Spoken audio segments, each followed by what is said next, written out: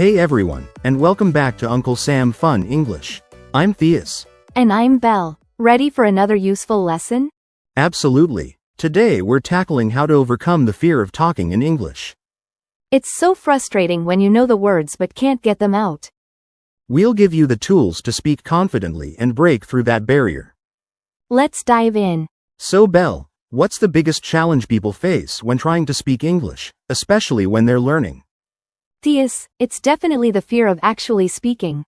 People study grammar, vocabulary, and pronunciation, but when it's time to have a real conversation, they freeze. A common mistake is overthinking every word, which leads to awkward pauses and stilted sentences. I totally get that. I remember when I first started learning another language, I was so worried about making mistakes that I barely said anything at all. Did you experience something similar? Absolutely. And it's understandable. Speaking a new language feels incredibly vulnerable.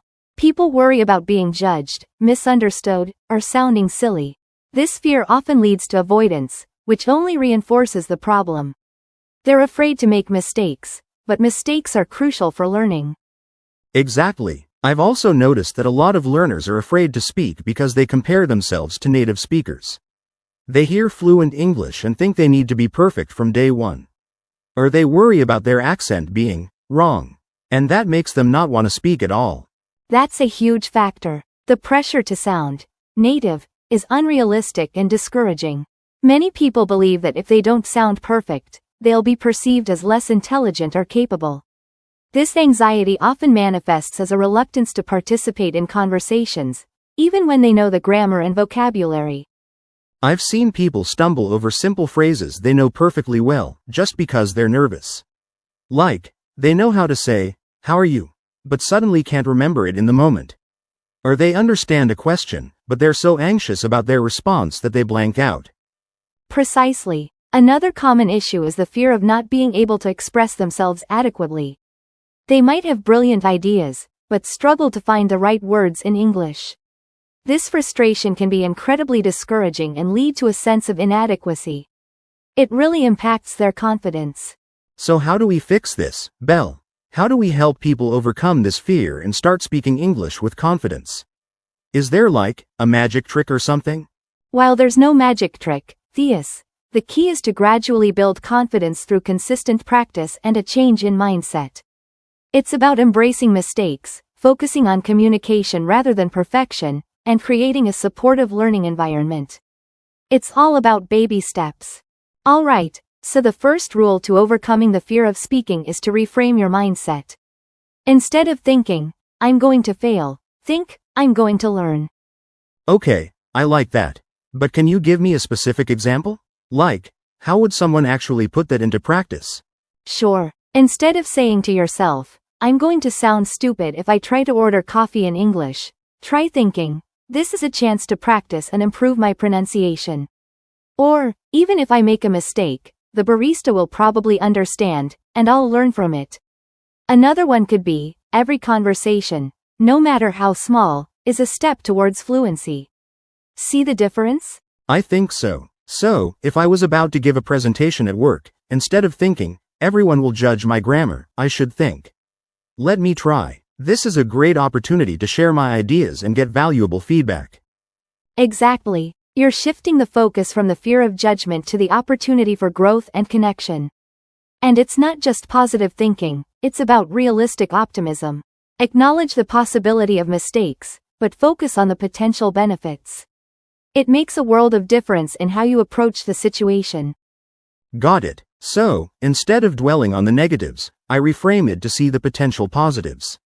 But what about, say, if I'm meeting someone new and I just freeze up?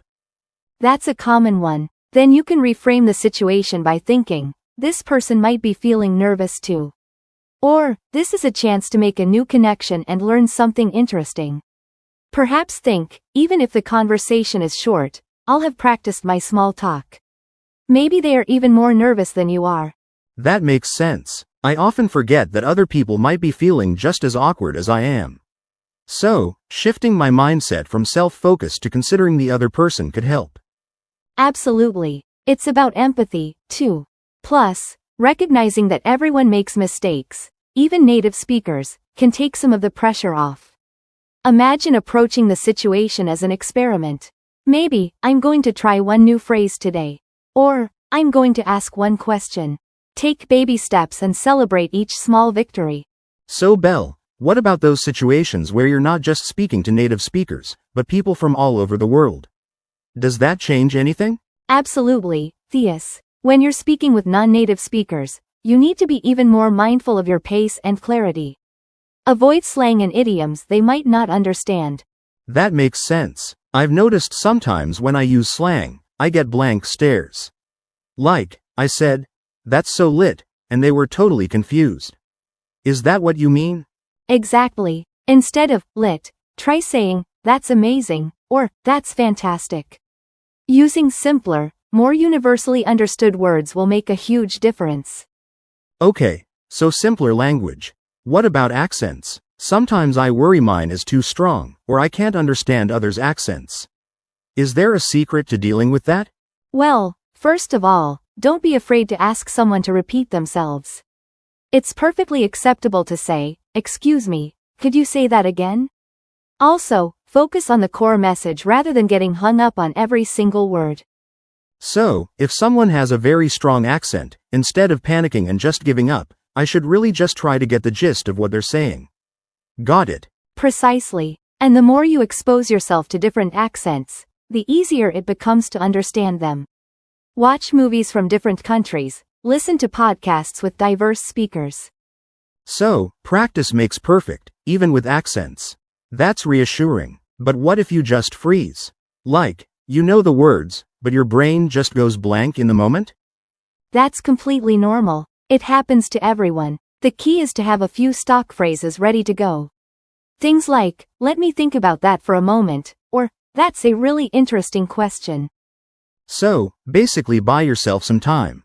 Like a verbal stall tactic. Okay, I can work with that. What about body language? Does that play a role in overcoming the fear of speaking? Absolutely. Nonverbal communication is huge. Make eye contact, smile, and use open and welcoming gestures. It shows confidence and puts both you and the other person at ease. That makes a lot of sense. If you look nervous and closed off, people are going to sense that and maybe even feel uncomfortable. It's a two-way street. Exactly. Projecting confidence, even if you don't feel it, can actually help you feel more confident. It's like a self-fulfilling prophecy. So, stand tall, smile, and try not to fidget. Got it. Any other nonverbal tips? Like, should I use my hands when I talk? Using your hands can be a great way to emphasize your points and make your communication more engaging.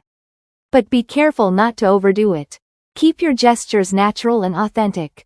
Okay, so no jazz hands unless I'm actually talking about jazz. Good to know. What if I make a mistake? Should I just pretend it didn't happen? No way. Everyone makes mistakes. The best thing to do is acknowledge it, correct yourself, and move on. A little humor can also go a long way. So, if I say, "I goed to the store," I should just say, "Oops, I meant, I went to the store." No big deal. Exactly. Don't dwell on it. The more you worry about making mistakes, the more likely you are to make them. Just focus on communicating your message.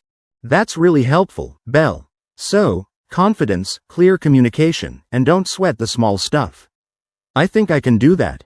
You definitely can, Theus. And remember, every conversation is a learning opportunity. The more you practice, the more comfortable and confident you'll become. Okay, so let's consider those situations where you're in a group, and everyone's chatting away comfortably, but you just can't seem to find a way in. Maybe you're worried about interrupting, or that your grammar won't be perfect. Right, that's a classic scenario. It's like everyone else has a secret code I haven't cracked yet. What are some ways to break through that mental barrier in those moments? One trick is to use sentence starters. Prepare a few simple phrases like, "That's an interesting point, I think," or "I was just thinking about." These give you a graceful entry point into the conversation. And if you're finding this helpful, don't forget to subscribe to Uncle Sam Fun English. That's a great tip. So, instead of just awkwardly waiting for a gap, you're creating your own. Can you give me an example of how that might play out? Sure. Imagine someone's talking about a new movie.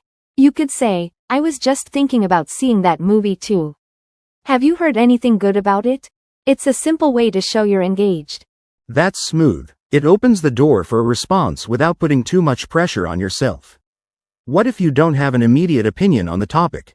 Then you can use a question to buy yourself some time. For instance, that's fascinating. How did you first get interested in that topic? People generally love talking about themselves and their passions. So, shift the focus outward, ask a question, and let them do the talking for a bit.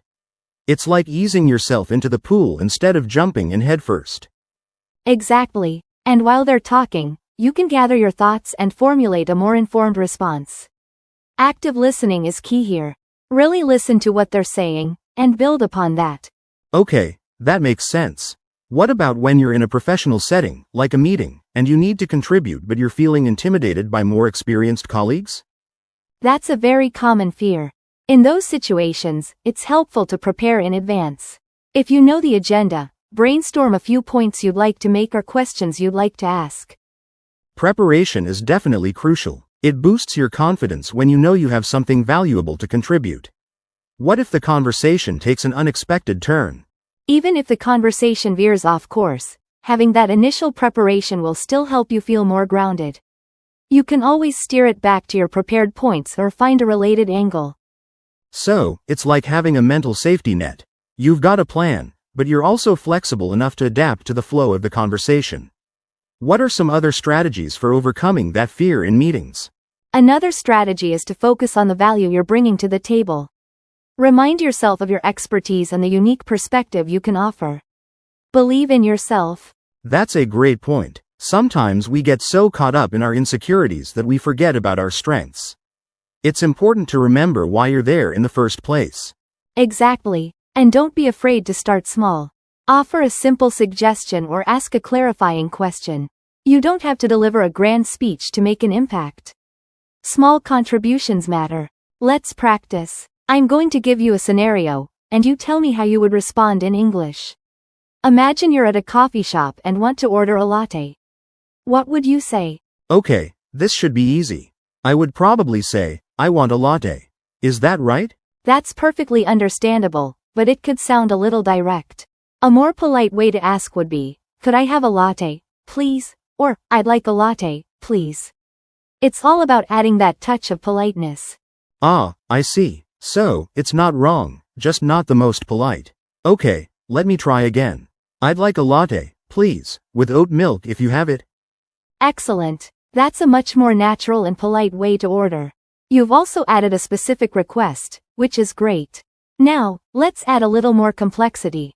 Bring it on. I'm ready to tackle any coffee-related challenge. I'm starting to feel more confident now.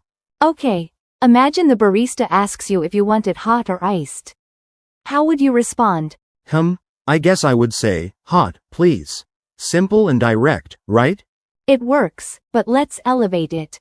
You could say, hot, please, that would be great, or, I'd prefer it hot, please.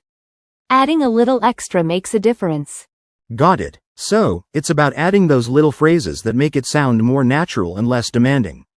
Let me try one. The barista asks, what name should I put on the order? I say, Theus, with a Theus, please.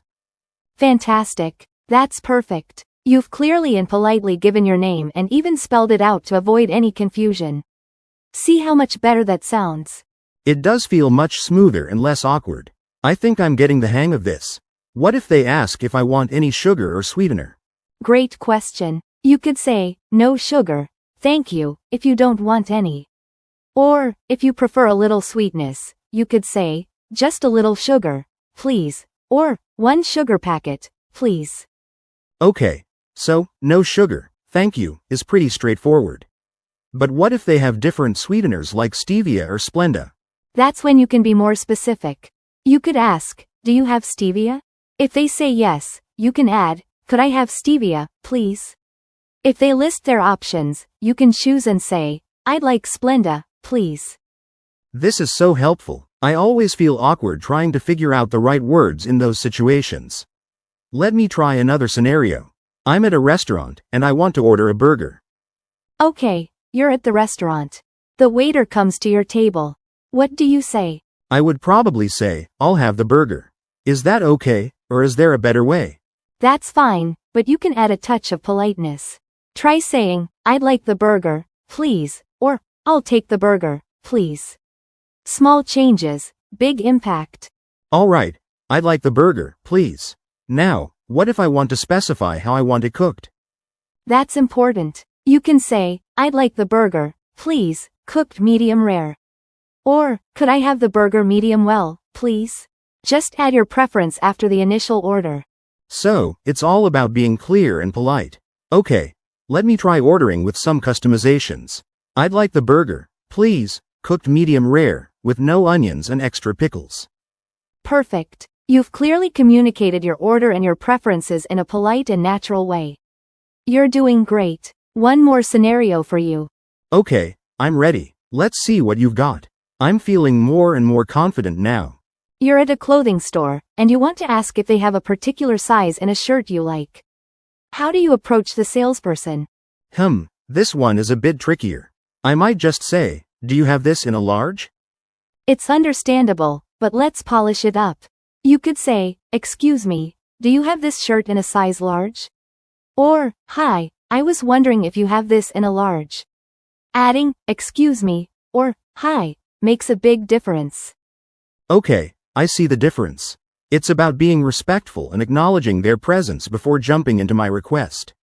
Excuse me, do you have this shirt in a size large? Exactly. And if they don't have it in your size, you could follow up by asking, do you know if you'll be getting more in stock soon? That's a good point. I never know what to say after they tell me they don't have it. So, do you know if you'll be getting more in stock soon? Or maybe, could you check if another store has it? Yes, those are both great options. You're actively engaging in the conversation and exploring possibilities. Remember, clear and polite communication is key.